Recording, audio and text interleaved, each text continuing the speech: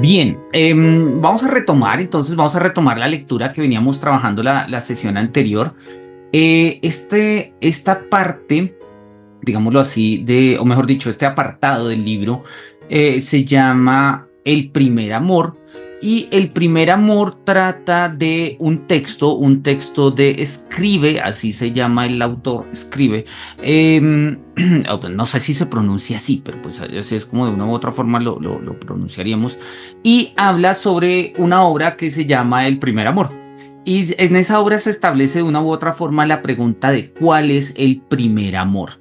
La obra tiene como personaje a el viejo Dernier, o sí, su hija Emmeline, y el enamorado de Emmeline, que es Charles, pero recordamos que Charles es un niño echado a perder, o sea, es un tipo lujurioso, vicioso y demás, y el tipo se perdió. Pero Evelyn sigue, Evelyn no se llama Emmeline, se llama Emmeline, perdón, Emmeline.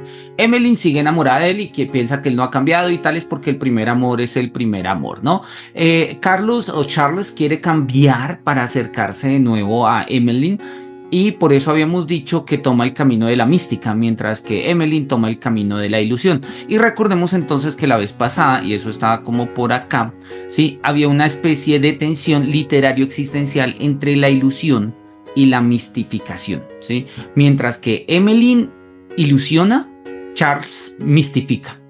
Ahora, habíamos llegado a la conclusión que uno podría ilusionar la mistificación, ¿sí? Recordemos que por mistificación habíamos entendido procesos de transformación, ¿no? O sea, es un poco la idea, ¿no? Mientras que Emmeline dice, no, Charles no ha cambiado y es el mismo, y es ese niño de 8 años que yo conocí, su corazón puro siempre está ahí y tales, ¿sí? Pues es más o menos, bueno, esa es la ilusión. Y Charles trata de cambiar precisamente para llegar a Emmeline. Ahora que lo digo, eso me acuerda, y esto es friki hasta el 200%, esto me acuerda en Star Wars, de la relación entre Padme y Anakin Skywalker, o sea, Anakin que luego va a mistificar y en su mistificación se va a transformar en Darth Vader. Y acá tenemos a nuestro Darth Vader de cabecera que siempre nos acompaña acá estudiando en nuestras sesiones. Él mistifica y se transforma, mientras que Padme incluso en el momento de la muerte dice, no, todavía hay bien en él y no va a pasar nada y demás. ¿Sí? Esto es un ejemplo, pero nos pasa todo el tiempo. La ilusión asume que nada ha cambiado y el que mistifica quiere cambiarlo todo. Y estos son una tensión literaria y existencial que se dan entre estos dos momentos, ¿no? Y entonces a Kierkegaard le interesa la pregunta, que es una pregunta en el fondo que solamente o en principio va a encontrar respuesta en Emmeline y que de pronto Charles va a entrar ahí también como en escena a jugar. Y la pregunta es si el primer amor siempre es el último.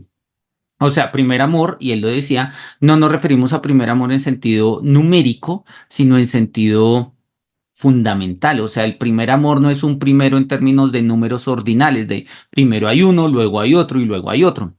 Sino se dice de primer amor, se habla del primer amor como se habla de un primer principio, ¿sí? Donde no es que hayan luego otros principios, pues los principios son primeros, por eso se llaman principios, sino que está a la base, está a la base. Y él lo decía, ¿no? Él decía, bueno, la tercera vez que uno ama se dice, este amor de ahora es con todo mi primer amor verdadero. Pero el amor verdadero es el primero, ergo, este tercer amor mío es el primero. Y Kierkegaard dice, sí, estos son formas que se dicen, pero hay algo sofístico ahí, hay algo sofístico, ¿no? Él dice, hay un efecto sofístico. Lo sofístico de esto radica precisamente en la determinación de, primero, en que a la vez es una determinación cualitativa y numérica. O sea, está en el orden de los números, primero, segundo, tercero, pero al mismo tiempo se sustrae el orden de los números y se dice, no, es el primero, o sea, el primer amor es el primero. Y justamente, pues es un poco lo que él está tratando de preguntarse, ¿sí? Muchas veces, nosotros quizás hoy en día no lo veamos tan en palabras del primer amor, lo que pasa es que así se llama la obra de Escribe, tal vez nosotros lo vemos en términos del destino, ¿sí? Entonces uno dice, no, todos mis otros amores fueron una preparación para este último amor. pero ese último amor significa primer amor, o sea, el último principio en la filosofía tomista es igual que el primer principio, ¿no? O sea, es Dios, Dios que mueve como causa final, último, o Dios que mueve como causa eficiente, primero. En este caso hablaríamos un poco en estos términos, ¿no? ¿Sí? Y a Kierkegaard le llama la atención que nosotros cuando hablamos del amor lo elevemos a un nivel de principio y de primero, además. Y él dice, bueno, pero pues esto está en la obra, no es una novela, es una obra de teatro. Y entonces, bueno, él dice, estas frases son igual tan sofística como las otras e igual de elástica. Se ama varias veces y cada vez se deniega la validez de las veces anteriores, con lo cual se está afirmando la corrección de la frase de que solamente se ama una vez.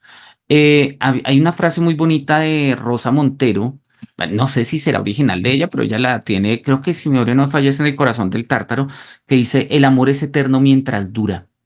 Y esa es la idea del primer amor, ¿no? Es eterno, es primero, es único, ¿sí? Pero mientras dura. Cuando se acaba y luego viene otro, pues ese es otro, ¿sí? Y ese sí es el verdadero amor. No porque sea el verdadero respecto a otro que sea falso, sino porque es el último.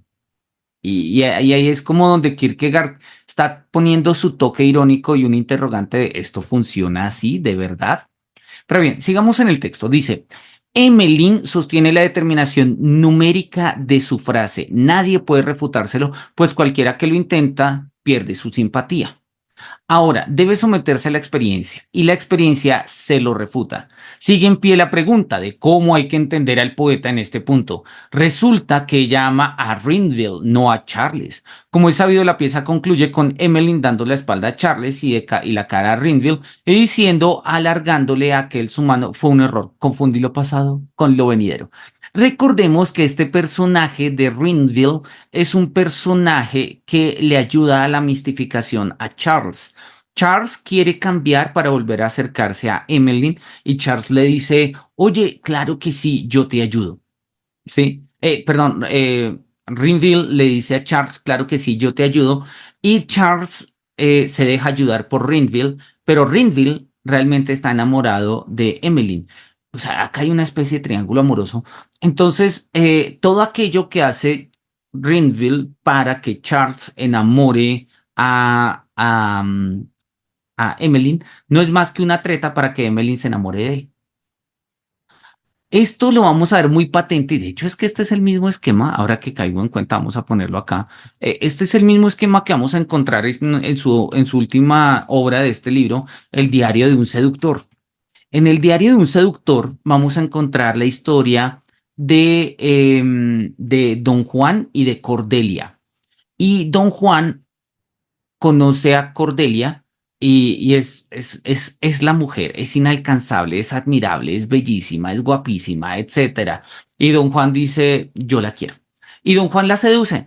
Y pues a ver, es don Juan, es un seductor. Entonces la seduce y la seduce muy rápido. Y dice, no, muy rápido. Cordelia todavía tiene algo más que dar. Y entonces dice, le termina a Cordelia y Cordelia queda furiosa y triste porque don Juan le terminó. Y además porque no entiende y porque la ilusionó y luego, bueno, pues por todo lo que vimos allá con María Beaumarchais y compañía, Cordelia queda frustrada y furiosa y entonces aparece un equivalente acá, Charles, no me acuerdo si en Diario de un Autor también se llama Charles, ¿sí? Podría ser, ahora después miramos. Y lo que va a hacer Don Juan es decirle a Charles como, oye, vamos a llamarle Charles porque pues es el mismo rol, le va a decir como, oye, mira, yo sé que a ti te gusta Cordelia y sabes que le gusta a Cordelia, le gusta esto. Y entonces Don Juan empieza a seducir a Cordelia a través de Charles. Hace que Charles seduzca a Cordelia, Cordelia digamos, de pura tusa y de puro empute y de pura furia, decide salir con Charles. Un clavo saca otro clavo, un poco la idea, pero sin darse cuenta que ese otro clavo estaba siendo manejado por el primero. Y esto es lo que está pasando acá. Rindville, sí, conoce a Charles, es amigo de Charles. Charles le pide su ayuda para seducir de nuevo a Emmeline y él le ayuda, pero el punto es que de verdad, quien de verdad ama, o sea, mejor dicho, de verdad lo que está haciendo Rindville es orientando todo para que Emmeline lo ame a él. O sea, es una especie de triángulo amoroso bastante turbio, donde pues acá la figura femenina de todas maneras termina un poco mal parqueada, como va a terminar en el diario de un seductor. no porque el autor considere, digamos, tenga una perspectiva burguesa y machista y tales. Creo que no, creo que textos como el de Antígona, textos como el de Siluetas nos han mostrado la sensibilidad de Kierkegaard para la reivindicación de lo femenino. Creo que más bien es como una perspectiva y hasta cierto punto, si se quiere, una denuncia del destino de la vida estética. Y es que pues la vida estética jamás podría comprometerse con lo femenino. Y si nosotros nos tomamos esa tesis en serio, pues un esteta jamás podrá ir más allá de Fausto. Recordemos que a Fausto al final lo que lo salva es el eterno femenino.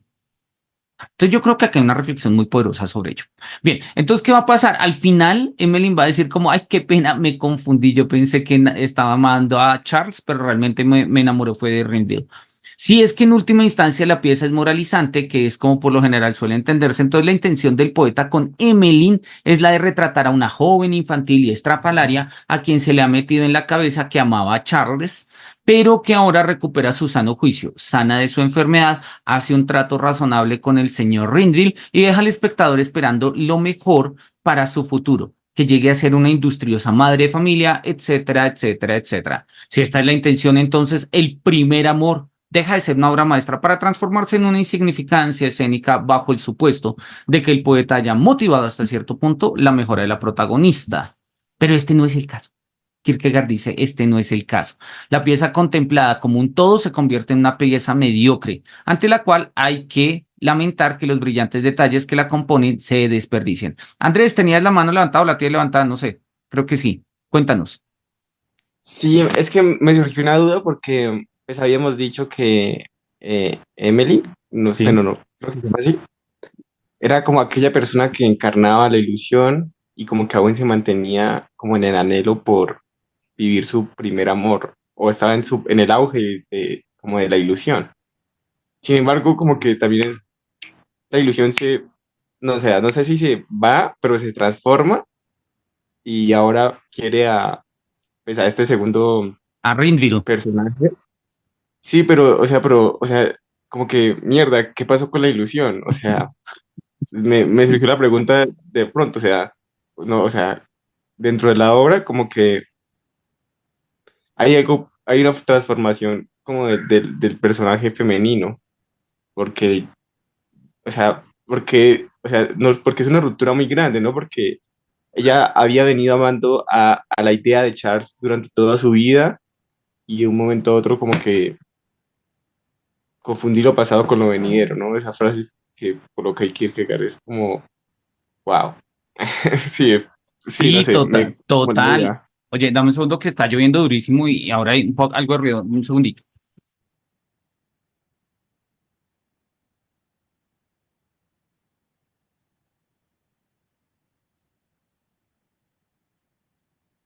Listo, creo que ahí está mejor. Eh, completamente de acuerdo contigo, Andrés, completamente de acuerdo contigo. Es decir, lo que Kierkegaard nos está mostrando es una, una ¿cómo lo podríamos llamar? La limitación de las ilusiones en el horizonte de la existencia. Es posible que la ilusión después de todo sea finita. De hecho, ese es el punto. Me acuerdo que lo hemos trabajado hace unas sesiones, ¿no? Ya algunas, con el famoso poema de William Blake. La inocencia muere ante la experiencia. La ilusión cae del lado de la inocencia. Eso es lo que nos está recordando acá Kierkegaard, que es una premisa en el fondo, pues, romántica. Y la experiencia para recuperar la inocencia tiene que mistificarse, ¿sí? Transformarse. Lo veíamos con Andrés hace unos días en clases del romanticismo, pues eso es Novalis, ¿no? Novalis tiene que transformarse con la muerte para poder recuperar la inocencia de su amor con su amada que ha muerto y ante el cual él estaba triste y etcétera, etcétera, etcétera. ¿Sí? Pero, o sea, esa es la tesis romántica y es bonita y es bella, está bien. Pero Kierkegaard también presenta un análisis profundamente existencial y dice, ese tipo de cosas pasan, podemos confundirnos en la ilusión, es decir, como, uy, fue un error, confundí lo pasado con lo venidero, ¿sí?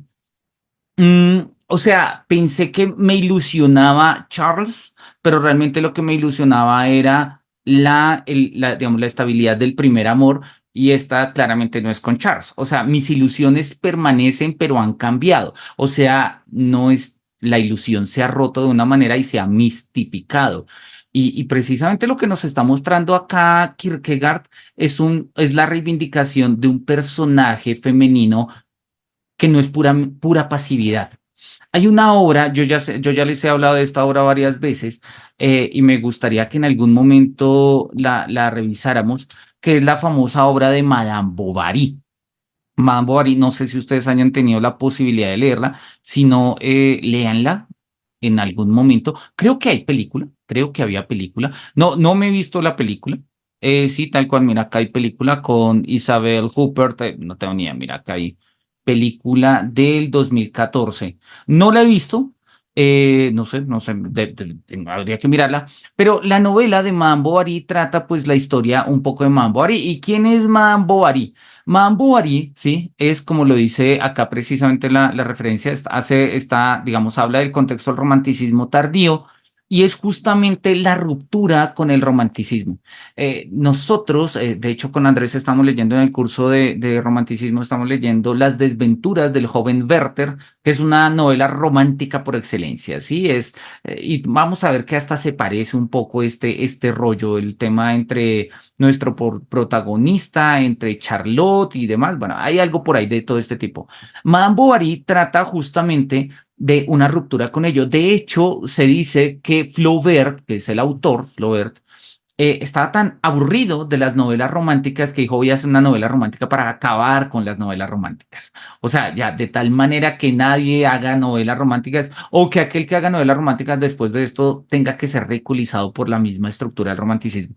Y eso es lo que hacen, sí, en términos literarios, Flaubert mata el romanticismo, lo acaba. ¿Sí? Que responde también a contextos históricos y demás, pero ahí está. Y la historia de Madame Bovary, sí, tiene básicamente, sí, tras su infancia, hay un tipo que ha terminado los estudios que se llama Charles Bovary, ¿sí? Y se traslada a Tostes que es una ciudad francesa importante, para ejercer como médico. O sea, el tipo tiene buen futuro. Y se casa, ¿sí? Con su primera esposa, que se va a llamar, bueno, no me acuerdo, y luego se va a casar con Emma. Emma va a ser la esposa de Charles y Emma se va a llamar Emma Bovary, ¿sí? Emma Bovary, al igual que Quijote, es una asidua devoradora de libros. ¿Sí? Don Quijote Alonso Quijano era un lector voraz de novelas de caballería al punto que llegó a creer que las novelas de caballería eran la vida y Madame Bovary es una asidua lectora de novelas románticas, así que tiene una serie de ideas sobre el romanticismo. Lo que pasa es que Charles es un tipo genérico, es un tipo hasta cierto punto aburrido. De hecho, en las primeras líneas de Madame Bovary, miremos a ver si acá tenemos, si Madame Bovary, si encontramos el PDF de Madame Bovary, tal vez este nos sirva. Creo que si mi memoria no me falla, en las primeras líneas acaban con Charles, o sea, empieza justamente así. Dice, dice, tan, tan, tan, tan, tan. Acá está, dice, sí, capítulo primero, ¿no? Entonces estamos en la sala de estudio cuando entró el director. Es seguido de un novato con atuendo pueblerino de un celador cargado con un gran pupitre. Los que dormitaban se despertaron y todos se fueron poniendo de pie. El director nos hizo seña que volviéramos a sentarnos. Luego, dirigiéndose al prefecto de estudios, dijo a media voz, señor Roger, aquí tiene un alumno que le encomiendo. Entra en quinto. Si por su aplicación y conducta lo merece, pasará a la clase de mayores. El novato que se había quedado en la esquina detrás de la puerta, de modo que apenas se le vería. Era un mozo del campo de unos 15 años y una estatura mayor. Llevaba el pelo cortado en flequillo como un sacristán de pueblo y parecía formal y muy azorado. Esta es la descripción de Charles, esta es la descripción del esposo de Madame Bovary, ¿sí? Y se la van a montar, le van a hacer bullying, le van a quitar la gorra, se la van a tirar por allá al final del pasillo y el pobre Charles, pues eso, ¿sí? Era un mozo de campo, ¿sí? El tipo como un poco pusilánime, un poco genérico, un poco nada del otro mundo, ¿sí? Y pues al final de cuentas, cuando él ya es un médico consagrado y tal, o sea, profesional, pues lleva a cabo un matrimonio como pues lo hacen las personas que quieren asentarse y tener una familia y todo ese tipo de cosas, pero el tipo es genérico, el tipo es aburrido, el tipo es patético, diríamos hoy en día. Y lo que va a pasar, justamente como lo estamos mirando, es que Madame Bovary se va a dar cuenta, denme un segundo, no sé. Dice que estoy en la pantalla de Google. Gracias, Sandra. A ver, ¿por qué no me lo compartió? Ahora sí estoy acá en la pantalla de. Ahora sí estoy acá en la pantalla del PDF. Listo. Gracias, Sandra, por avisarme. No sé, pensé que lo había hecho. Bueno, acá lo decía, ¿no? Estábamos en la sala de estudio cuando entró el director, el novato. Charles es presentado como el novato. Hoy diríamos el huevón, ¿sí? O sea, señor Roger, acá viene, y entró el nuevón, ¿sí? Y pues ya, recitaron las lecciones, el muchacho las escuchó con toda la atención, como si estuviera en el sermón, sin ni siquiera atreverse a cruzar las piernas ni apoyarse en el codo. Y a las 2, cuando sonó la campana, el prefecto de estudios tuvo que avisarle para que se pusiera con nosotros en la fila. Es como el tipo ahí, o sea, sí, Charles es un tipo brillante, es lúcido, pero es aburrido, es genérico, el tipo no tiene digamos, demasiados alcances, ¿sí? Para su propia vida. Y pues obviamente esto, sí, levántese, le dijo el profesor, el novato se levantó, la gorra cayó al suelo, toda la clase se echó a reír, se inclinó para recogerla, el compañero que tenía al lado se la volvió a tirar de un codazo, él volvió a recogerla. Deja ya en paz su gorra, dijo el profesor, que era un hombre de chispa. Los colegiales estallaron en una carcajada que desconcertó al pobre muchacho, de tal modo que no sabía si llegar a tener la gorra en la mano, dejarla en el suelo o ponérsela en la cabeza. Volvió a sentarse y la puso sobre las rodillas. Que se levante, le dijo el profesor, dígame su nombre. El novato dijo como, ¿sí? Articuló un nombre ininteligible, ¿sí? Repita, se oyó el mismo tartamudeo. Más alto, ¿sí? Y hasta que finalmente, pues, él se presentó, simple y llanamente pudo decir Charles Bovary, ¿sí? Era Charles Bovary y nada más puede decir Charles Bovary. O sea, lo primero que nos muestra Madame Bovary va a ser el esposo de Madame Bovary, el hombre, ¿sí? Esta ideal del seductor, el héroe romántico, el tipo que es pilo, que es brillante, que es seductor, que conoce el mundo, que tiene experiencias, pero es un pelele. El Charles de Madame Bovary es un pelele. Y como es un pelele, pues jamás va a satisfacer las fantasías de Madame Bovary. Y como Madame Bovary tiene una idea sobre matrimonio, que no se corresponden con las ideas de Charles, pues luego va a empezar a entrar ahí en triángulos amorosos. A ver, esto es un tema literario típico del siglo XIX. Lo vamos a encontrar en Las desventuras del joven Werther, las vamos a encontrar en Madame Bovary, está acá en El primer amor, va a estar en el diario Un seductor de Kierkegaard, y va a aparecer en mil y un obras más, y sigue siendo un tema de nuestras épocas, ¿no? Hasta la saga de Crepúsculo tiene ahí un triángulo amoroso como tema del asunto. A Kierkegaard le interesa la tensión existencial de lo que significa eso, ¿sí? No de, ay, le va a poner los cachos y ahora está saliendo con el otro y tal, sino a Kierkegaard le interesa un poco la perspectiva de, o mejor dicho, lo que ocurre cuando nosotros hablamos en términos del primer amor y tenemos una tensión entre la ilusión y la mistificación, ¿sí? Y la mistificación. Y pues eso es justamente lo que vamos a mirar. Y pues claro, estamos de acuerdo contigo, Andrés. Ante la pérdida de la ilusión, que sería algo que nos rompe, es más fácil mistificar la ilusión y pensar que lo que Emmeline quería no era una ilusión, no era una relación con Charles, sino una relación romántica. Es que lo que pasa es que la va a tener con Rinville, no con Charles, pero oye, pues es simple y llanamente cambiar al hombre de la vida para que el primer amor siga funcionando como motor de la vida humana. Es un pensamiento que todavía se tiene, es un pensamiento que todavía se tiene, ¿no? Al final de cuentas, decía la mitología antigua o cierta lectura de la mitología antigua, que la ilusión es lo último que se pierde, o la esperanza, y en este sentido, pues sería humano mantenerla, incluso a costa del objeto mismo de la ilusión, ¿no? Podríamos verlo así. Bueno, he de mostrar ahora que escribe, que es el autor, en modo alguno ha motivado su mejora. Rinville decide hacerse pasar por Charles. Consigue engañar a Emmeline, se introduce de lleno en la sentimentalidad del presunto Charles y Emmeline se sale de sus casillas de alegría. Es decir, no es en virtud de su persona que Renville se hace con ella, sino en virtud del traje dominical de Charles. ¿Sí? Esto ya empieza a ser un poco turbio, pero bueno, es como avanza la historia. Pero es que aunque en lugar de tratarse de un Charles fingido, se hubiera tratado de uno real, aunque este hubiera sido clavado a Rinville, la aparición de esta figura no habría supuesto ningún nuevo motivo para amar. Por el contrario, ella lo ama con un amor matemático, porque él es congruente con la imagen que ella se ha formado de él. Y eso es algo muy romántico en sentido amplio, o sea, no solo el romanticismo, sino en términos de cómo el amor, digamos, transforma un poco nuestras relaciones.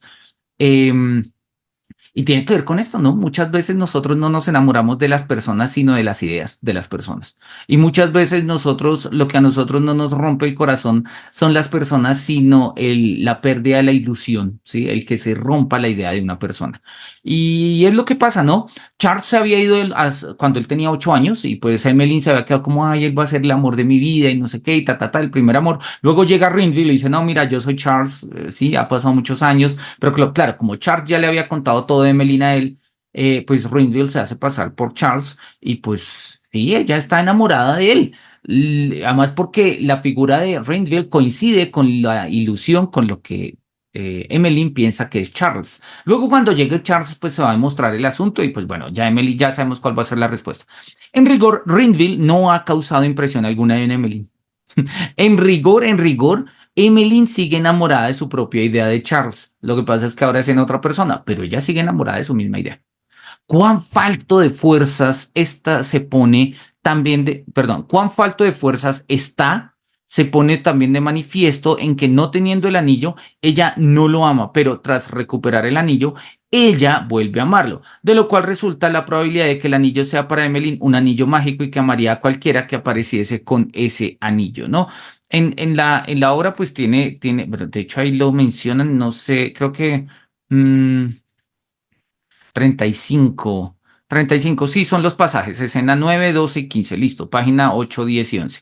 Eh, yo quiero conseguirme el texto del primer amor, por ahí vi una versión en inglés, pero no me convenció del todo, pero ahora, pues no sé, quiero buscar otro. Bueno, en fin, lo que nos está diciendo acá es, obviamente, pues cuando se separan, cuando Charles tenía 8 años, pues a Charles le dan el anillo, o sea, es el anillo en matrimonio. Entonces, cuando Emmeline le dice, oye, ¿y el anillo? Y Renville dice, ay, no, no lo tengo. Es como, no, paila, o sea, usted no es Charles, usted no es el amor de mi vida, el amor de mi vida jamás habría perdido el anillo. Renville luego convence a Charles de que le dé el anillo, Renville lo tiene, y cuando Renville lo tiene, le dice, ay, mira, ya lo tengo, y Emily le dice, ay, yo siempre confié en ti, que tú siempre lo traerías, y bla, bla, bla. Por eso dice, no, parecería, ¿sí? Cabría la probabilidad de que el anillo sea para Emily un anillo mágico y que cualquiera que se apareciese con él lo amaría, no porque Emily ama el anillo, sino porque el anillo alimenta la ilusión de Emily. Eso suena hasta el Señor de los Anillos, ¿no? Bueno, cuando Emmeline al fin viene a saber que Charles está casado, decide desposarse con Renville. Para que este paso denotase cambio alguno en ella, diré más bien un cambio para mejor, debería haberle sido dado por otro lado a Renville, agradarle con su propia gentileza, que en la pieza aparenta ser de mejor calidad que la de Charles, y a un tiempo debería haber logrado, por otro lado, desarticular y explicar la obduración teorética de ella concerniente a la absoluta validez del primer amor. Claro, recordemos que Charles había sido un vividor. Sí, Charles había sido un vividor. Y pues como un vividor ya se había casado y había estado allá, pero en algún momento Charles mistifica y dice, no, espérese, yo tengo otras cosas, yo tengo un primer amor, yo quiero volver con Emmeline y bueno, hace todo lo que nos cuenta Kierkegaard que va a hacer. Pero, pero pues él ya estaba casado, ¿no? Greenville cuando llega y conoce a Emmeline se hace pasar por Charles, tenía los suficientes conocimientos para hacerlo gracias a su amigo y él se la termina enamorando, ¿sí? En el momento en el que se destapa, ¿sí? Todo el asunto que Rinville es Rinville y no es Charles que lo ha estado suplantando, ¿sí? Pues obviamente Emmeline lo confronta, pero ya Rinville tiene el anillo, pero Charles ya está casado, entonces dice como, ok, bueno, pues igual, mientras yo estuve con Rinville, la ilusión de que era Charles está bien, así que mantengo la ilusión, le cambio el nombre, pero mantengo la ilusión, porque el primer amor tiene una validez absoluta. ¿Sí? El primer amor tiene una validez absoluta. Ese es el pensamiento de Emily y en muchos sentidos es el pensamiento de muchas personas, incluso todavía. Sí, ¿Sí? Hay personas que consideran que la primera relación es, o sea, es la ilusión de todo amor posible. ¿Sí? Entonces, pues ahí, por ahí hay algo. Andrés, no sé si vas a decir algo, creo que te escuché el micrófono. sí, sí. Voy a hacer un comentario y ya dejo de hablar dato. Dale, dale, no, al contrario, celebramos tu voz, celebramos todas las voces. Eh, Estaba pensando un poco, pues, en el tipo de relaciones que uno tiene a diario y que uno a veces no, o sea, no es una autocrítica, porque uno, o al menos yo sí tiendo a ilusionarme, no de la persona en cuanto tal, sino de una idea ahí romántica de fondo de casi que de salvación, algo así, no sé, ¿Mm? es extraño, como que ahora la vida va a ser mejor. Sí, es particular. Pero obviamente uno como que dice, parce, ¿qué me pasa? Estoy loco. Como que esas cosas no pasan. Sin embargo, también estaba pensando un poco con el contexto de, ya que el profe ha hecho tanta referencia a la clase de romanticismo, o sea, aquello que tiene validez absoluta como la idea, una idea subjetiva pura, una voluntad pura, una idea pura de algo que es en sí mismo válido, refleja un poco como no amas nada, ¿no? Como un nihilismo profundo ahí en la vida de quien dice amar de esa manera. No sé, como falso también, al mismo tiempo. Es como, wow, uno como que mierda, ¿de qué manera uno puede amar? O sea, es particular, no sé. Wow, yo creo que eso que dices es muy importante, es muy lúcido y se da, es un asunto importante porque, a ver, la idea de que el amor salva es una idea, por lo demás, profundamente romántica, profundamente romántica. Yo no sé, Ana María, si nos puedes comentar o escribir, o Sandra, si ustedes también lo ven, pero nuestra cultura todavía mantiene esa, digo nuestra cultura, o sea, nuestros medios y demás, todavía tienen una noción muy soteriológica del amor, o sea, sí, el amor salva, y antiguamente era el amor de Dios, pero ahora es el amor de otra persona, o a veces ahora es el amor del perro, o lo que sea, y no está mal, pero porque es una relación existencial entre el amor y la redención, ¿sí? Y yo creo que en el fondo eso funciona. No sé si lo han vivido así, si lo han experimentado, si lo han sentido de una manera así o no. Hay un montón de canciones que hablan así, ¿no? No hay una canción de RBD que se llama Sálvame, algo así, trataba un poco de lo mismo. Yo creo que hay una relación soteriológica en eso. Hay una relación soteriológica. Relación soteriológica significa vínculo entre, o sea, soteriología es el estudio de la salvación. Y nosotros, lo que antiguamente era el amor de Dios que salvaba al mundo, que había enviado a su Hijo, ahora lo tenemos en términos de otro amor, para bien y para mal. Lo que pasa es que si hay salvación, puede haber condenación. Te abrió el micrófono, Ana, te lo voy a cerrar un poco así. A menos que quieras hablarnos, qué pena. Em, Dice que Ana María se fue. No, pero tampoco era para sacarla, qué pena con Ana. Sandra, me disculpas con Ana, no sé. En fin, dice Sandra, de acuerdo con Andrés, creo que lo que nos gusta más que enamorarnos es la idea de sabernos enamorados. Sí, y ahí hay una dimensión profundamente estética, ¿sí? Que yo creo que, oye, pues podríamos mirar. Em, Voy a compartir, simple y llanamente por compartirlo, el texto de El primer amor de First Love de Eugen Scribe, ¿sí? Está en el archivo de internet. No es un texto particularmente largo, tiene 14 páginas. Sí, y si nosotros lo miramos, pues ahí nos va contando un poco como las presentaciones, pues digamos un poco lo que va pasando, pero repito, por mi experiencia, me da la impresión de que esto no está completo, me da la impresión de que le falta algún pedazo, pero bueno, pues porque hay escenas de lo que menciona Kierkegaard que no aparecen acá, ¿sí? Sin embargo, pues ahí lo muestra, ¿no? De hecho, ahí está Emmeline o Emily, acá dice como Heavens, has Charles married her? O sea, como Dios mío, se ha casado Charles con ella, ¿sí? Y le dice Charles, ¿sí? Para salvarla de un destino fatal, sí. O sea, Charles se casó con su ex, ¿sí? Para casarse con, pues para salvarla a ella.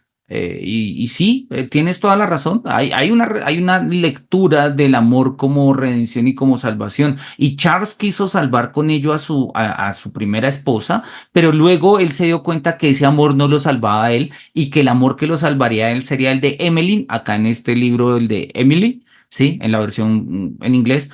Y Emily se va a dar cuenta que ese amor no la va a salvar a ella, sino que lo hará su primer amor. Pero su primer amor no es Charles porque Charles ya rompió eso. Pero ella tiene la posibilidad de mantener la ilusión, transformándola un poco, mistificándola, donde Rindle ahora ocupe el lugar de Charles. Oye, sí, ¿cómo es que decía la Biblia? Buscad vuestra salvación con temor y temblor. Si lo ponemos en estos términos eróticos, o sea, relacionados al amor, parecería que buscamos enamorarnos con temor y temblor, ¿no? Y bueno, por eso me encanta Kierkegaard, ¿sí? Porque es un tipo que nos permite pensar todo este tipo de cosas. Bien, sí, no sé, bueno, no sé, Andrés, si más o menos con esto podemos ir charlando, si quieres comentar algo, vuelves a hablar o lo dices, o si Sandra o Ana María quieren decir algo, también. Mm.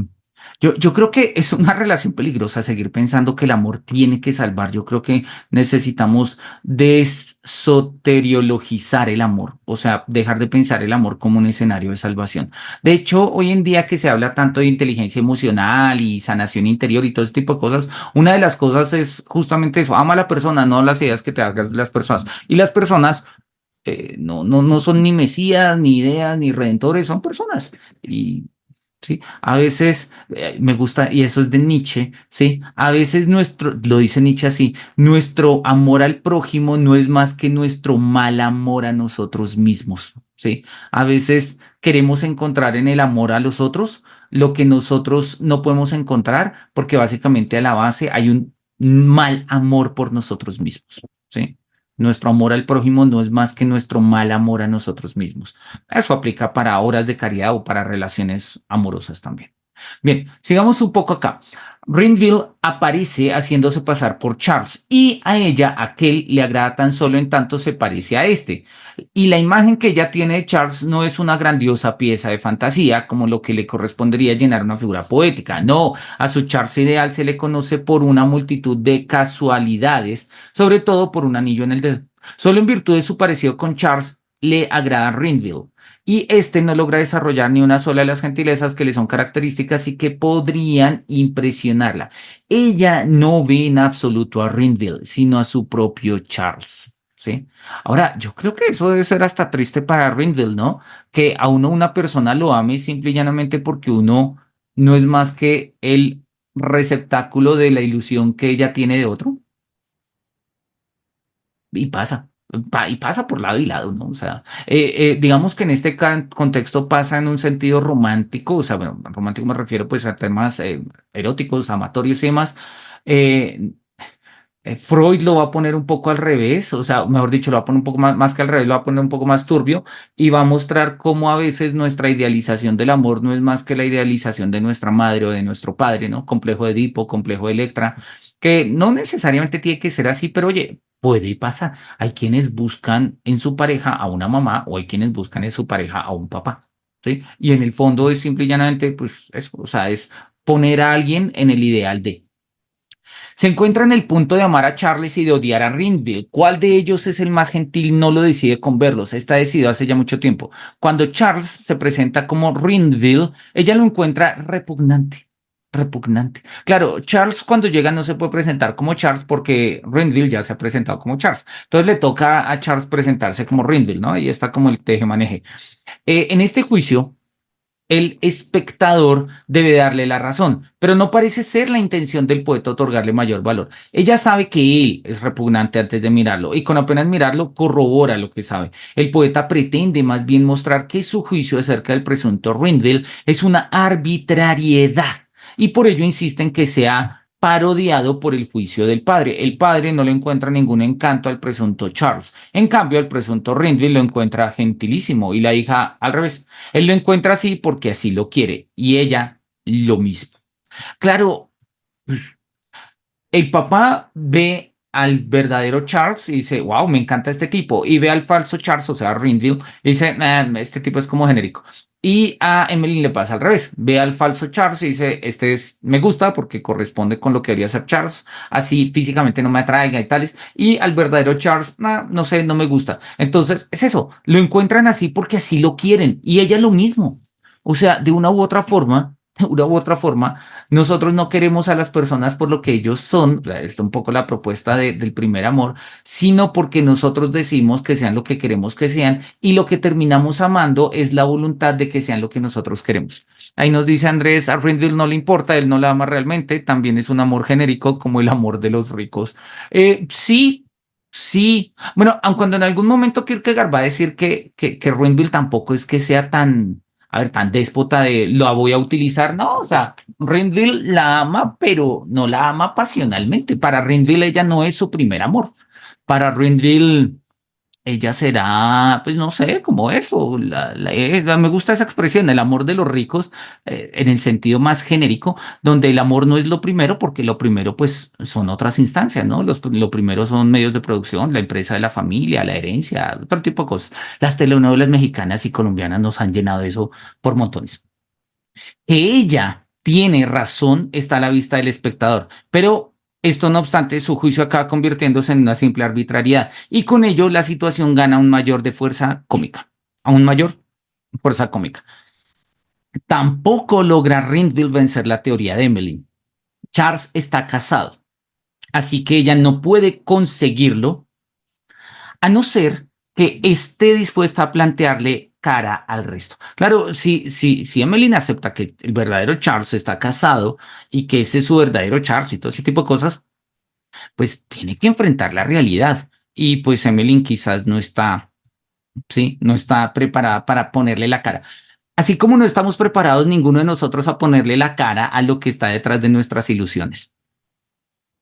Por eso creo que es tan difícil ir al psicólogo, ¿sí? O ir a procesos terapéuticos, porque nos bajan las ilusiones, nos muestran realidades y, oye, la ilusión es un proceso, Kant lo dice, la ilusión es un proceso de la naturaleza de la razón, no podemos no ilusionarnos. Claro, Kant lo habla en términos de la razón pura, pero nosotros podemos hacer la traducción porque en el fondo, palabras más, palabras menos, hace referencia a lo mismo. Kant considera que la ilusión, dicho de manera simple, consiste en tomar las ideas por cosas. Eso es una ilusión, ¿sí? Palabras más, palabras menos, repito. Y es un poco lo que está pasando acá, ¿no? Estamos tomando la idea del primer amor como pues como una realidad, como algo que está, y pues tiene que estar en Charles. Y si no está en Charles, pues no está. Y no importa quién sea Charles, eso lo decidimos después. Bien, acá tenemos una nota de Kierkegaard. Kierkegaard dice que habría quizás contar con otra salida, a saber que Emily tuviese la idea de conformarse con la mitad de corazón de Charles. O sea, algo, bueno, algo semejante lo había visto ya en las novelas y no era impensable que todo se aclarase del todo para Emily.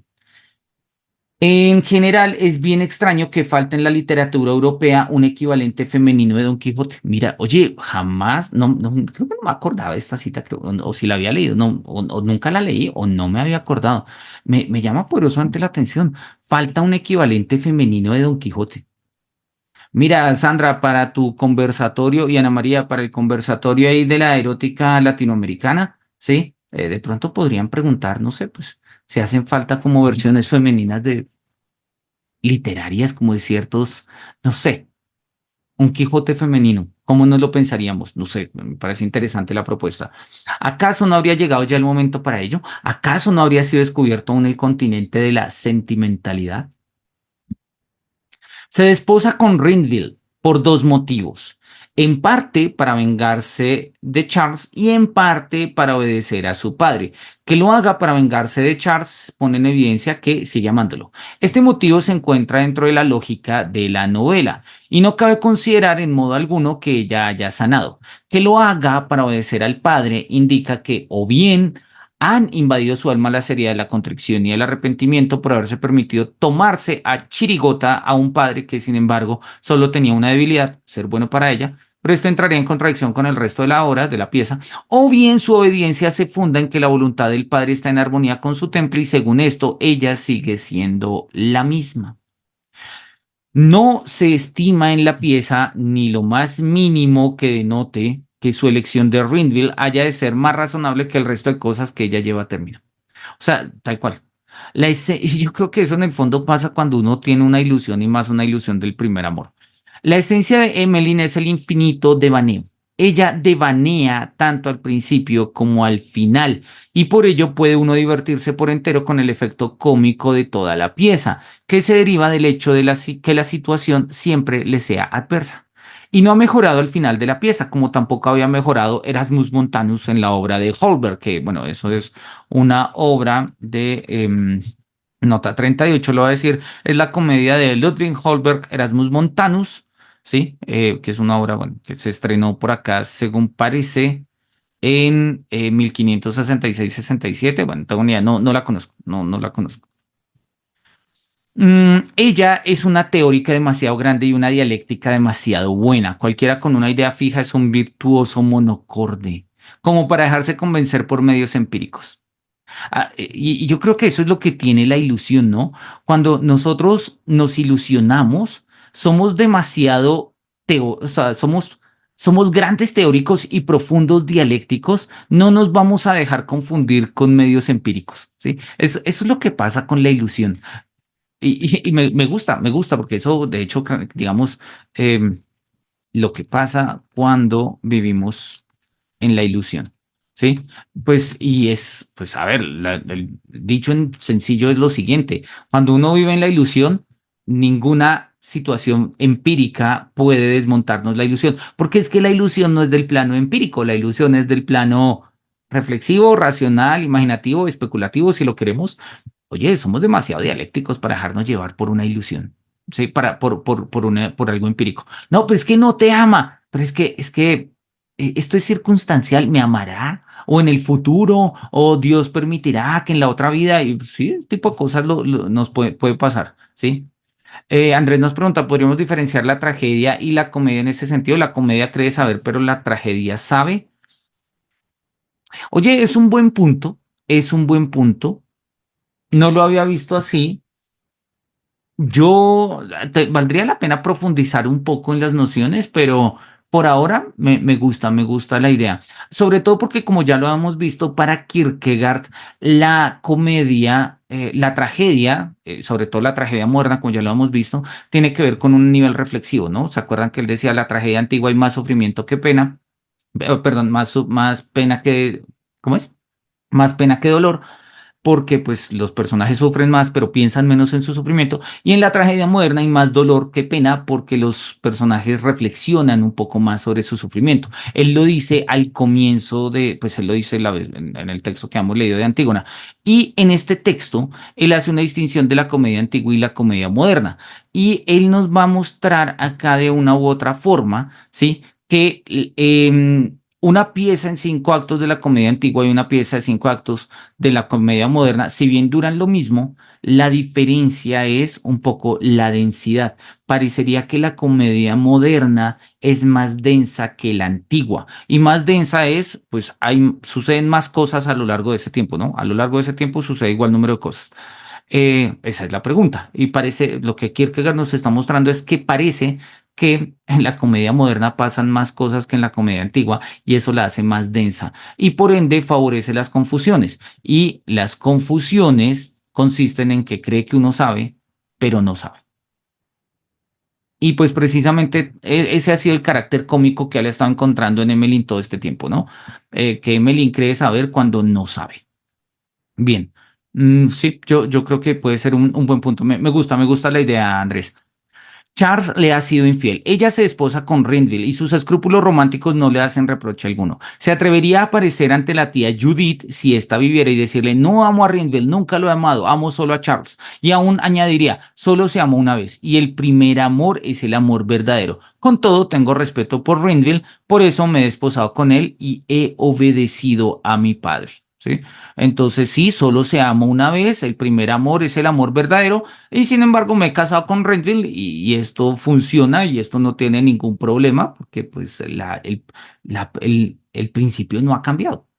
Yo respondería: en efecto, niña mía, según una anotación del manual está permitido dar este paso. La anotación reza: si los amantes no pudieran tenerse mutuamente, les estaría dado seguir viviendo. Y aunque no puedan tenerse, su relación tendría la misma significación que si se hubiesen tenido. Y sus vidas serán tanto o más bellas y serán tenidas en todo por una vida en común. Lo sé por experiencia propia. Claro, eso es como la definición de manual del amor romántico, ¿no? De no importa que no estemos juntos, nos amamos y en el amor tenemos esta unidad y este es como nuestro primer amor y tales, ¿sí? Lo sé por experiencia propia. Mi primer amor era un seminarista, pero no era capaz de ganarse el pan. Era mi primer amor y fue el último. He muerto soltera y él sin pan. Si en cambio una parte le es infiel a la otra, el otro tiene derecho a casarse, aunque debe hacerlo por respeto. Claro, el tema de la infidelidad que sigue siendo, vean, eso muestra cuán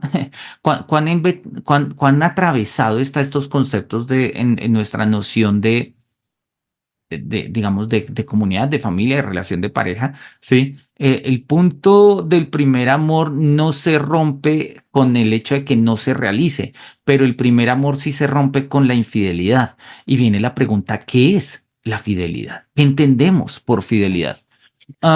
Hace no mucho tiempo, denme un segundo y se los muestro.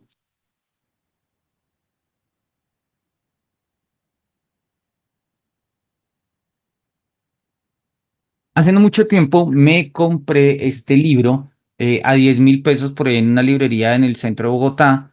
Se las voy a mostrar, voy a dejar de compartir para que vean la portada. Se llama Filosofía de la Fidelidad, no sé si ahí se alcanza a ver, de Josiah Royce. Es un libro que fue publicado originalmente en Estados Unidos, denme un segundito, a ver si acá aparece el año. Creo que este es de comienzos del siglo XX, si mi memoria no me falla, como de la década de los 20, si mal no estoy. A ver, por acá debe estar. mm,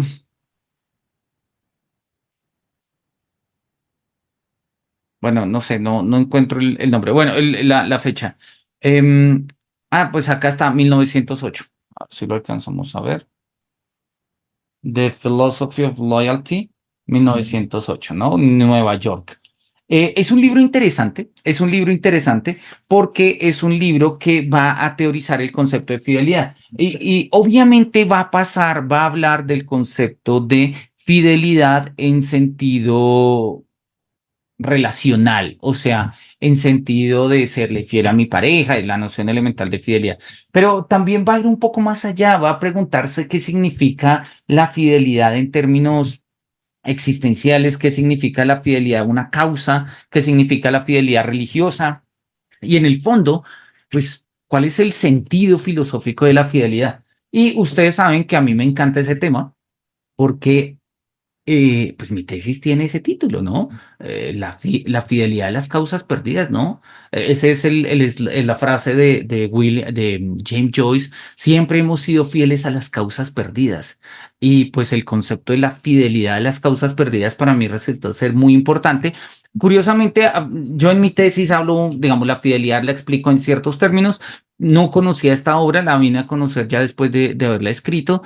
Y me gusta esos términos. La fidelidad no es simple y llanamente posesión, no es únicamente, ¿cómo lo podríamos decir? Como eso, de esto es mío, ¿sí? De limitarlo. Y entonces me es fiel, entonces es mío, y en el momento en el que me es infiel, entonces porque ya no es mío y alguien se lo robó, dime quién se lo robó y todo ese tipo de cosas. No, la fidelidad tiene más bien que ver con una especie de orientación de la existencia. Y nosotros somos fieles a nuestras causas, una de las cuales es el amor, o mejor, una de las cuales es la ilusión, ¿sí? Es la ilusión. Y yo creo que muchas veces nosotros damos por sentado una idea de fidelidad que si nosotros empezamos a repasar, pues nos damos cuenta que no tiene nada por sentado. Valdría la pena echarle una mirada, ¿no? Bien, que tenemos 86, todavía alcanzamos a leer un poquito más. Yo creo que alcanzamos a leer todo este otro párrafo. Cuando a uno le está permitido elegir entre rebajar la pieza, describe al nivel de la insignificancia, afirmando que hay algo en ella que no se deja constatar, o celebrar una obra maestra pudiendo explicarlo todo en ella, la elección parece fácil. La pieza no es finitamente moralizante, sino infinitamente graciosa. ¿Sí? La pieza no trata de ser una teoría del primer amor, una teoría de, mira, esto es lo importante. No, la pieza es un chiste. Sí, la pieza es un chiste sobre lo que nosotros entendemos cuando hablamos del primer amor, de, sí, primer amor, Emmeline y Charles que se prometieron de chiquitos y estos iban a ser la pareja eterna, feliz y amantes y tales y pascuales. Pues dame te cuento un chiste con esto. ¿Sí? No alberga ningún propósito último, sino una broma infinita para con Emmeline. Sí, la obra claramente es una broma infinita. Y por eso misma la pieza no acaba, dado que el nuevo amor por Rindville está motivado tan solo por una confusión, resulta del todo arbitrario hacer que la pieza termine. Ello sería o bien un fallo en la pieza o bien un mérito de la misma. Aquí de nuevo la elección es fácil. En el momento en que el espectador cree que la pieza se ha terminado, que hace pie, descubre de repente que aquello sobre lo que pisa no es firme, sino que es más bien como el extremo de un trampolín, por lo que al pisar toda la pieza sale despedida. ¿Sí? Se hace patente entonces una infinita posibilidad de confusión porque a causa de su formación novelesca, Emmeline acaba sobrepasando cualquier determinación realista.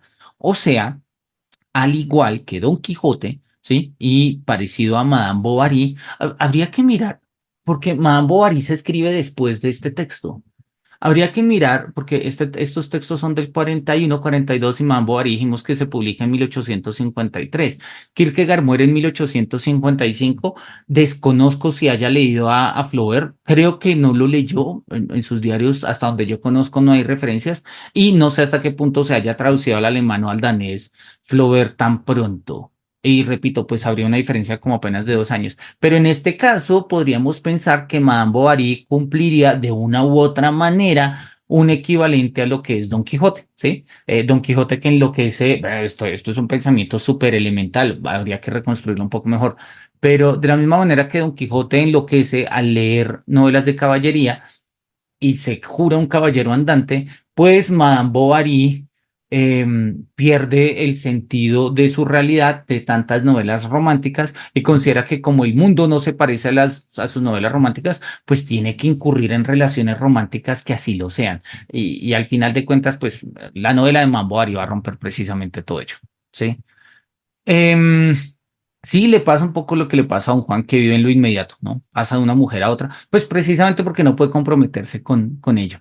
Eh, Porque en el fondo, y Kierkegaard lo decía, don Juan está enamorado no de las mujeres que enamora, sino del enamorarse. Don Juan ama el enamoramiento, ¿sí? Que es más o menos lo que le pasa a Emmeline. Emmeline ama su ilusión y ya, pues eso es secundario. El resto, la realidad es secundario, ¿sí? La realidad es secundaria, o sea, así como Emily no se deja convencer por hechos empíricos, ¿sí? Emily sobrepasa cualquier determinación realista. O sea, la realidad no tiene absolutamente nada que hacer acá. Esto no se trata de algo real, pese a que se supone que se consolida como algo real, un matrimonio, una herencia, una familia, bla, bla, bla. Que el Charles real no era su Charles, ya lo ha captado, pero entonces tan pronto Rindle se convierte en Rindle, ella pretende convencerse de que este tampoco lo es. El hábito hace al monje y el hábito romántico es lo único que ella mira. Quizás este muestre una nueva figura parecida a la de Charles y así en adelante.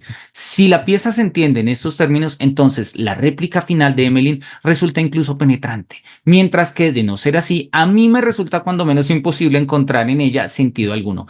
Emmeline caracteriza el cambio de movimiento. Antes su ilusión yacía tras ella, en lo pasado, y ahora ella la busca en el mundo y en lo venidero, pues no ha renunciado al romántico Charles, mas por mucho que ande arriba y abajo, su expedición tras el primer amor ha de ser comparable al viaje que uno emprende tras la salud, la cual, como suele decirse, está siempre en la estación anterior. O sea, vemos acá que Emmeline claramente entra en la noción de la desgracia, ¿sí? Y eso es un poco lo que termina siendo hasta cómico. Emmeline como desgraciada, suena, bueno, sí, como, bueno, como ser desgraciado, para no ponerlo ahí tan fuerte. Emmeline como ser desgraciado. Recordemos que Kierkegaard nos había dicho en El más desgraciado que la desgracia consiste en vivir siempre a destiempo, ¿no? Vivir demasiado en el pasado o demasiado en el futuro, no poder tener un presente. Y pues así es, su ilusión estaba en el pasado y ahora ella lo va a buscar en lo venidero. Y ahora ella lo va a buscar en lo venidero. Y en este sentido, pues como su ilusión queda en el pasado o en el futuro, pero jamás en el presente, pues Emmeline va a estar siempre oscilando en su propia desgracia. Lo que pasa es que está tan aferrada a su ilusión que no es consciente de ella. Y ello lo ve el público y en ello reside la comedia. Y me vuelvo entonces un poco a la idea que nos mencionaba Andrés, y mira que esto sería una forma de corroborar tu hipótesis, y es que la tragedia implica un saber. Emily no se sabe desgraciada porque no entiende que su ilusión no es presente, o sea, no se está dando en el presente. Es más bien una comedia precisamente porque en toda esta confusión, pues ella no sabe, ¿sí? Ella precisamente no sabe. Entonces podríamos verlo en esos términos, ¿no? Bien, vamos a ver, dices encontrar, bueno, terminemos este párrafo porque acá luego cambia un poco el asunto. Entonces, como para dejarlo, que ahora son 8:33 apenas. Se encontrará también en toda regla que Emmeline no ofrezca aclaración alguna al respecto de su teoría, algo que por lo demás podría ser exigido con razón. Claro, uno podría exigirle a Emmeline, a ver, cuéntame, explícame tu teoría de por qué el amor, el primer amor siempre es el verdadero. Cuando un hombre cambia su fe, se le exige una explicación. Y tratándose de un teórico, más aún, ¿sí? Si un ser humano cambia su fe, oye, ¿por qué te convertiste? Y si un teórico cambia su posición, pues también. Emmeline no es una joven profana, es una joven con estudios. Tiene una teoría en virtud de la cual ha amado a Charles. Ha establecido que el primer amor es el verdadero. Esa es la teoría de Emmeline, pero no la prueba. ¿Cómo saldrá de esa? Si dice que nunca ha amado a Charles, sino que Rindville es su primer amor, entra en contradicción consigo misma, dado que en rigor ella cree que Rindville es Charles. Si dice el primer amor es una chiquillada, el segundo amor es el verdadero, está claro que solo mediante un sofisma puede salvarse. Si dice nada importa la cifra, tanto si se trata del número uno como el número dos, el verdadero amor se conoce por algo bien distinto. Entonces corresponde preguntar qué gentileza ha encontrado ella en Ruinville.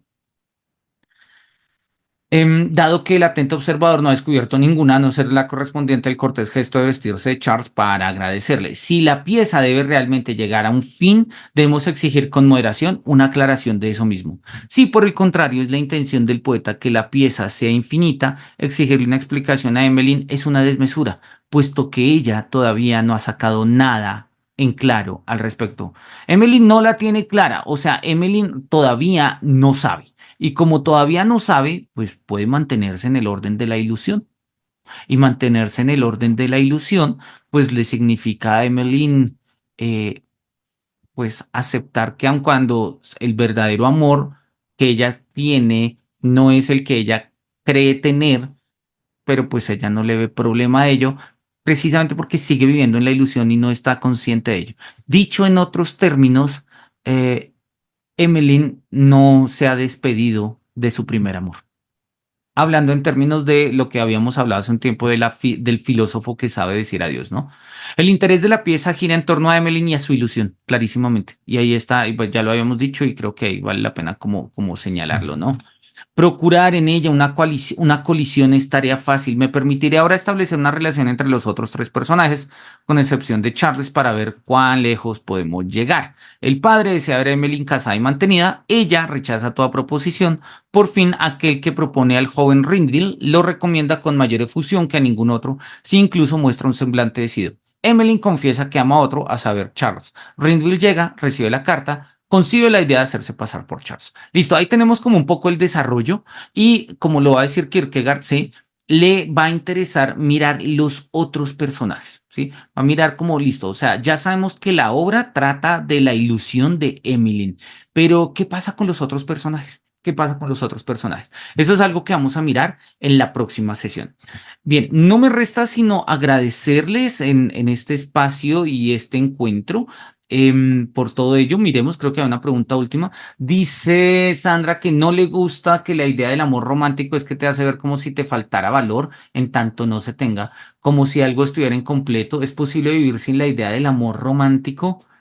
Em, sobre eso aguantan muchas respuestas, Sandra. Una respuesta podría ser la típica retórica, por lo más, de, claro, una vida sin amor romántica es posible, pero triste, ¿sí? Triste. Eh, Ahora, obviamente eso, repito, pues es un poco lo que, o sea, cae en el principio que tú estás denunciando y es asumir que el amor romántico es aquello que le da valor a una existencia. Yo creo que el punto es que el mundo moderno encontró o sea, encontró, permítanme hacer esta digresión rápidamente, encontró en la idea del amor romántico la realización de un ideal y con ello de una ilusión que antiguamente, sobre todo en el mundo medieval, e incluso en ciertas formas del mundo antiguo, se encontraba en la vida heroica, ¿sí? Antiguamente no era posible pensar una vida honorable si uno no era un héroe. ¿Sí? Y ser héroe implicaba pues ir, pelear guerras y tales. Así como durante mucho tiempo se consideró que no se podía tener una vida santa si uno no se dedicaba a una vida religiosa.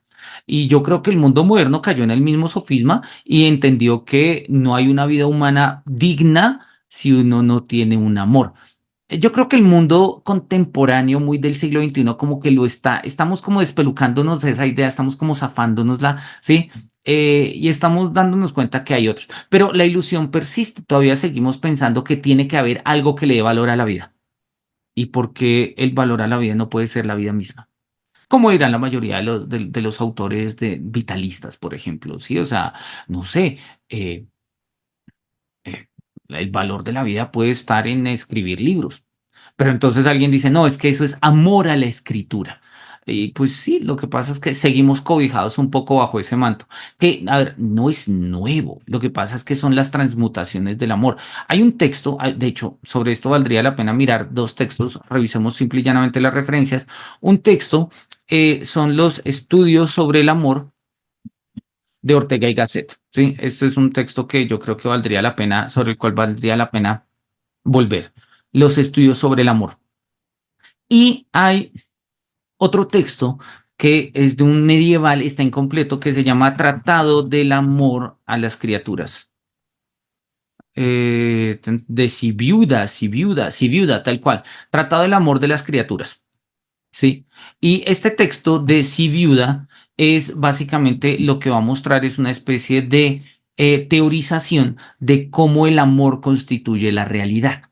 Claro, este amor es un amor metafísico, no es el amor de parejas, no es el amor que busca la salvación en otro, es entender el amor como arjé, ¿sí? Y así lo entiende Siviuda. Y el amor, Dios es amor, y ese amor que constituye a Dios es el amor que emergiendo de Dios constituye al mundo, pero repito, el amor para Siviuda es arjé, es arjé en el sentido presocrático del término, es un principio que subyace al cambio de todas las cosas. Y todas las cosas están hechas y constituidas y funcionadas por el amor. Y yo creo que algo de toda esta teología, algo de toda esta metafísica todavía nosotros albergamos. Todavía nosotros creemos de una u otra forma que hay algo que le da valor a la vida.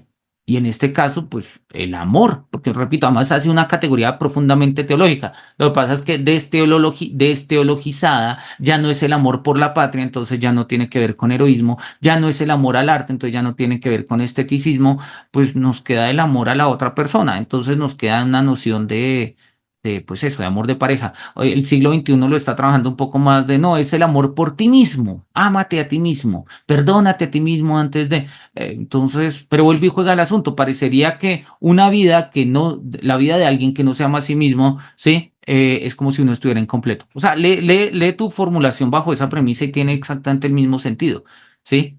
Tú dices, lo que no me gusta de la idea del amor romántico es que te hace ver como si te faltara valor. Podríamos leerlo en términos de un amor, ¿cómo lo podríamos llamar? Como eh, autorreferencial, cuando hablamos de este amor a uno mismo. No digo egótico porque la idea es que el ego es tu enemigo y hay que dejar al ego de lado y tales, pero va un poco en ese lado, ¿no? Podríamos en algún momento llegar a pensar que esto se vuelve como un imperativo. Es que tienes que amarte. Pues pucha, yo vivo en contradicción conmigo mismo. Hay cosas que me gustan de mí, pero hay otras cosas que no, ¿sí? Y esa idea es que si tú no te amas a ti mismo en todo lo que eres, en tus defectos y demás, jamás vas a ser feliz. Pues, pucha, pues qué peso, ¿sí? Es tan pesado como la idea de un amor romántico, ¿sí? E incluso un poco más, porque al final de cuentas en el amor romántico las cosas que a uno no le gustan, como Emelín, pues le puede echar el pato al otro. En este caso, las cosas que no me gustan de mí, pues como diría Sloterdijk, tengo que cambiar mi vida y se vuelve una carga incluso aún más pesada. Y vuelve y juega entonces un poco estas frases nietzscheanas de el amor a los demás no se vuelve más que expresión del mal amor por nosotros mismos o al revés. El mal amor, el amor por nosotros mismos no es más que el mal amor que tenemos por los demás.